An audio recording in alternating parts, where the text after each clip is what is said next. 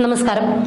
Youth Congress സംസ്ഥാന അധ്യക്ഷൻ Rahul മാങ്കൂട്ടത്തിലിന്റെ arrest നവകേരള സദസ്സിനെതിരായ പ്രക്ഷോഭത്തിന് ശേഷം യൂത്ത് കോൺഗ്രസിന് വീണ്ടും ഒരു നവ ഊർജം പകരുന്ന കാര്യമായി മാറുകയാണിപ്പോൾ. ഇന്നലെ പുലർച്ചയ്ക്ക് രാഹുൽ മാങ്കൂട്ടത്തിലിനെ അറസ്റ്റ് ചെയ്തപ്പോൾ മുതൽ സംസ്ഥാന വ്യാപകമായി യൂത്ത് കോൺഗ്രസിന്റെ നേതൃത്വത്തിൽ പ്രക്ഷോഭങ്ങൾ നടക്കുന്നുണ്ട്.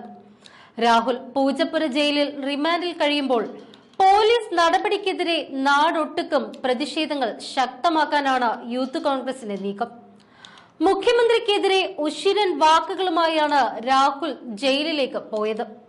റിമാൻഡിലായതിനു പിന്നാലെ ജയിലിലേക്ക് കൊണ്ടുപോകുന്നതിനിടെ മുഖ്യമന്ത്രി പിണറായി വിജയനെ വെല്ലുവിളിച്ചുകൊണ്ടായിരുന്നു യൂത്ത് കോൺഗ്രസ് അധ്യക്ഷൻ മടങ്ങിയത്.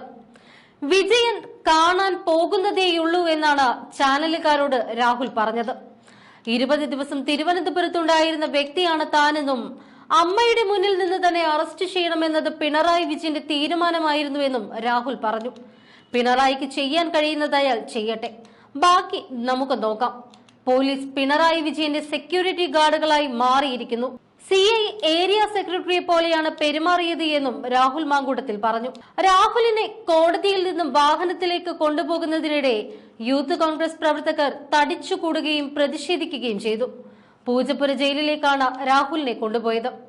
22-ാം തീയതി വരെയാണ് രാഹുലിനെ ഇപ്പോൾ റിമാൻഡ് ചെയ്തിരിക്കുന്നത്. യൂത്ത് കോൺഗ്രസ് സംസ്ഥാന അധ്യക്ഷൻ രാഹുൽ മാങ്കൂട്ടത്തിലെ റിമാൻഡ് ചെയ്തതിനെ തുടർന്ന് സംസ്ഥാന വ്യാപകമായി പ്രതിഷേധം ശക്തമാക്കാനാണ് യൂത്ത് കോൺഗ്രസിന്റെ തീരുമാനം. അറസ്റ്റ് ചെയ്തയുടനെ തന്നെ കാസർഗോഡ് യൂത്ത് കോൺഗ്രസ് പ്രവർത്തകർ മുഖ്യമന്ത്രിയുടെ കോലം കത്തിച്ചു. ദേശീയപാത ഉപരോധിക്കാനുള്ള പ്രവർത്തകരുടെ നീക്കം പോലീസ് തടഞ്ഞു. നേതാക്കൾ ഉൾപ്പെടെയുള്ള 10ഓളം പ്രവർത്തകരെയാണ് പോലീസ് അറസ്റ്റ് ചെയ്ത് നീക്കിയത്. സർക്കാരിനെതിരെ സംസാരിക്കുന്നവരെ അടിച്ചമർത്താനുള്ള നീക്കമാണ് നടക്കുന്നത് എന്ന് രമേശ് ചെന്നിത്തല പ്രതികരിച്ചു.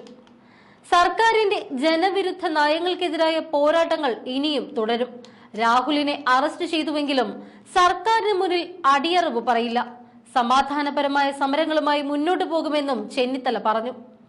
Thiruvananthapuram judicial first class magistrate 2ാം കോടതി രാഹുലിന്റെ ഹർജി തള്ളുകയായിരുന്നു. ഇരുവിഭാഗത്തിന്റെയും വാദങ്ങൾ കേട്ടതിനു ശേഷമാണ് കോടതിയുടെ വിധി.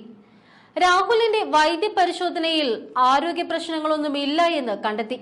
ഇതിന് പിന്നാലെയാണ് കോടതി ജാമ്യം നിഷേധിച്ചത്. നിയമവിരുദ്ധമായി സംഘം ചേർന്നു, കലാപാഹ്വാനം നടത്തി, പൂജപ്പുര SHOയ്ക്ക് ഗുരുതരമായി പരിക്കേറ്റു, നിരവധി പോലീസുകാർക്കടക്കം പരിക്കേറ്റ ആക്രമണങ്ങൾക്ക് രാഹുൽ മാങ്കൂട്ടത്തിൽ നേതൃത്വം നൽകി, ആക്രമണത്തിന് നേതൃത്വം നൽകിയ പ്രതികളെ പോലീസിന്റെ കസ്റ്റഡിയിൽ നിന്നും ബലമായി മോചിപ്പിച്ച് രക്ഷപ്പെടുത്തി, സർക്കാർ ഖജനാവിന് 50,000 രൂപയുടെ നഷ്ടമുണ്ടാക്കി തുടങ്ങിയ ഗുരുതരമായ കുറ്റങ്ങളാണ് റിമാൻഡ് റിപ്പോർട്ടിൽ ഉള്ളത്. എന്നാൽ ഇത് തീർത്തും കെട്ടിച്ചമച്ച കേസാണ് എന്നും പിണറായിയുടെ ആനപ്പക തീർക്കാൻ മെനഞ്ഞെടുത്ത ആസൂത്രിത നടപടികളാണ് എന്നും അരിയാഹാരം കഴിക്കുന്നവർക്ക് എല്ലാവർക്കും വ്യക്തമാണ്. രാഹുലിനെതിരെ ശക്തമായ തെളിവുകൾ ഉണ്ട് എന്ന് പറയുമ്പോഴും അത്തരത്തിലൊരു തെളിവ് പോലും പുറത്തുവിടാൻ പോലീസ് ഇതുവരേക്കും തയ്യാറായിട്ടില്ല. ഇല്ലാത്ത തെളിവുകളുടെ പേരിൽ സത്യസന്ധമല്ലാത്ത വകുപ്പുകൾ ചുമത്തി രാഹുലിനെ അടിച്ചമർത്താൻ ശ്രമിക്കും തോറും കൂടുതൽ ശക്തി പ്രാപിക്കുകയാണ് യൂത്ത് കോൺഗ്രസിന്റെ അജയനായ ഈ നേതാവ്. ഈ സത്യം പിണറായി വിജയൻ വിസ്മരിക്കുകയാണ്. സത്യം രാഹുലിന്റെ ഭാഗത്തായതുകൊണ്ട് തന്നെ തിരിച്ചുവരവിൽ കൂടുതൽ കരുത്തോടെ എത്തുന്ന രാഹുൽ പിണറായി വിജയന് ഒരു വെല്ലുവിളിയാകുമെന്ന കാര്യം ഉറപ്പാണ്.